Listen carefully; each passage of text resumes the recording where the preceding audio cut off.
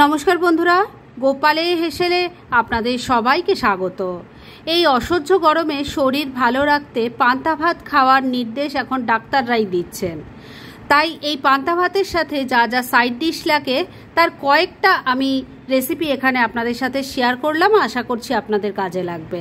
তাই চলুন সময় নষ্ট না করে রান্নাগুলো করে ফেলি। পান্তা ভাতের সাথে আমি যা যা পরিবেশন করব এবার এক এক করে সেগুলো তৈরি করছি। প্রথমেই আলু ভর্তা তৈরি করে নেব, আর যাই আমি তৈরি করব সম্পূর্ণ নিরামিষ হবে। এই নিরামিষ আলু ভর্তা তৈরি করার জন্য কড়াইয়ে সরষের তেল গরম করে নিয়েছি। এর মধ্যে প্রথমেই আমি কয়েকটা শুকনো লঙ্কা ভেজে নেব। তবে ভাববেন না যে শুধু আলু ভর্তার মধ্যেই এতগুলো শুকনো লঙ্কা দেব, যা যা রান্না হবে সবগুলোর জন্য একসাথে আমি লঙ্কাটা আগেই ভেজে নিচ্ছি। এবার এই শুকনো লঙ্কাগুলোকে মুচমুচে করে ভেজে নিচ্ছি।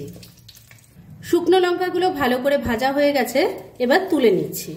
শুকনো লঙ্কাটা ভেজে তুলে নিয়েছি। এবার আলু চোখাটা তৈরি করব, সেজন্য এই বাটিটার মধ্যে আমি দুটো মিডিয়াম সাইজের আলু সেদ্ধ করে হাতে ম্যাশ করে নিয়েছি। এবার এর মধ্যে দুটো ভেজে রাখা শুকনো লঙ্কা দিয়ে দিলাম, স্বাদ মতো নুন দিয়ে দিচ্ছি, একটা কাঁচা লঙ্কা দিয়ে দিলাম। এবার সবকিছুকে আগে ভালো করে হাত দিয়ে মেখে নিচ্ছি। সমস্ত কিছু ম্যাশ করে নিয়েছি, তবে মনে করবেন না যে আলু চোখা রেডি হয়ে গেল, কেননা এর আসল পার্টটাই, মানে যেই পার্টটা করলে পরে এটা দারুণ টেস্টি হবে, সেই পার্টটাই বাকি আছে। তাহলে চলুন এই সিম্পল আলু চোখাটাকে কিভাবে দারুণ টেস্টি বানানো যায় সেটা দেখিয়ে দিই। যে সর্ষের তেলের মধ্যে শুকনো লঙ্কাটা ভেজে নিয়েছিলাম, সেই তেলের মধ্যে দিয়ে দিচ্ছি অল্প গোটা জিরে, একটা মিডিয়াম সাইজের টমেটোকে চপ করে নিয়েছি সেটা দিয়ে দিলাম, নাড়াচাড়া করে নিচ্ছি।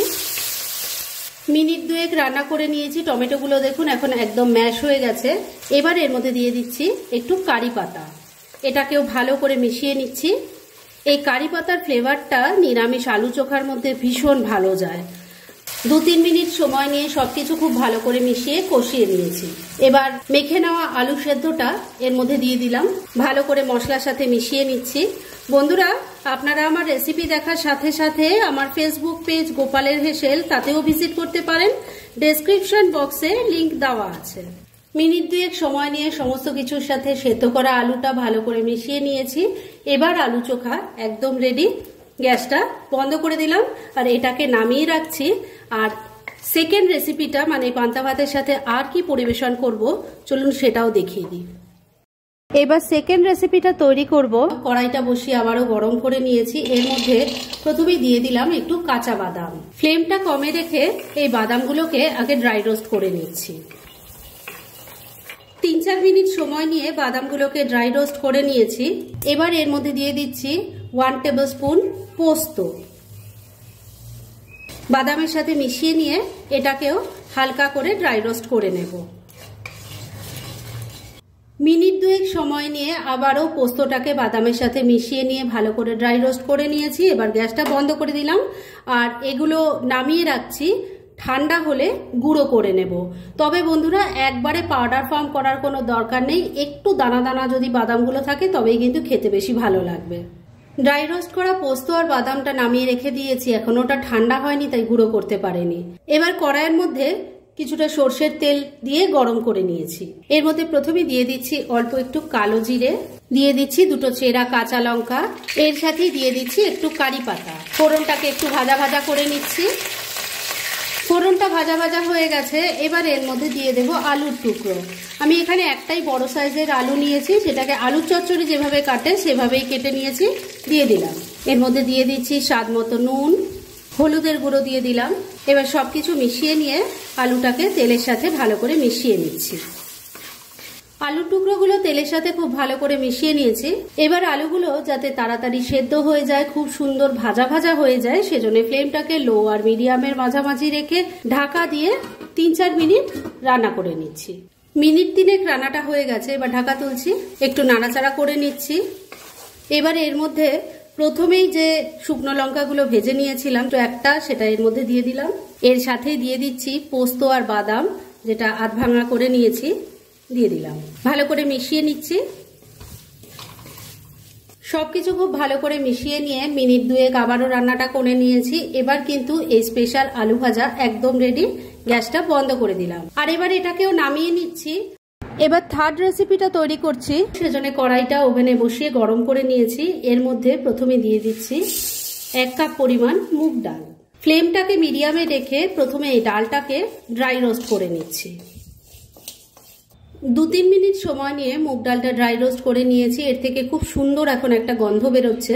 এবার গ্যাসটা আমি বন্ধ করে দিলাম আর ডালটাকে নামিয়ে নিয়ে ভালো করে ধুয়ে নিয়ে নেক্সট স্টেপের দিকে এগোচ্ছি।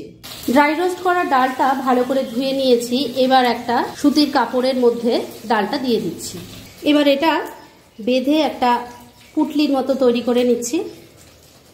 ডালটা দেখুন কাপড়ের মধ্যে ভালো করে বেঁধে নিয়ে একটা পুটলির মতো তৈরি করে নিয়েছি। এবার তাহলে চলুন নেক্সট স্টেপের দিকে এগোনো যাক। এবার একটা প্রেসার কুকারের মধ্যে অল্প জল দিয়ে গরম করে নিয়েছি। এর মধ্যে এই পুটলিটা দিয়ে দিলাম। এবার লিডটা আটকে দিচ্ছি আর ফ্লেমটাকে মিডিয়ামে রেখে ডালটাকে সেদ্ধ করে নিচ্ছি।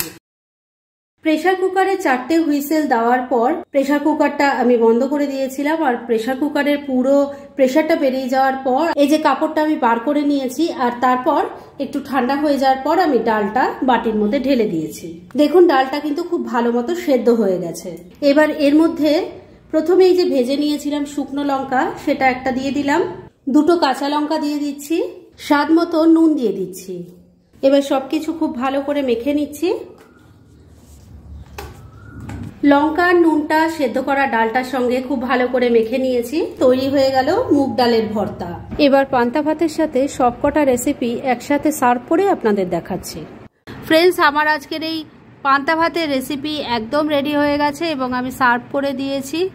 গরমকালে শরীর ভালো রাখতে, পেট ঠান্ডা রাখতে পান্তা ভাত কিন্তু খাওয়া খুবই দরকার। আর এটা এখন ডাক্তাররাই প্রেসক্রাইব করছেন, তাই দেরি কেন করছেন? পারলে এই থালিটা আজই একবার ট্রাই করে ফেলুন আর তারপর কেমন লাগলো সেটা প্লিজ কমেন্ট করে জানাবেন।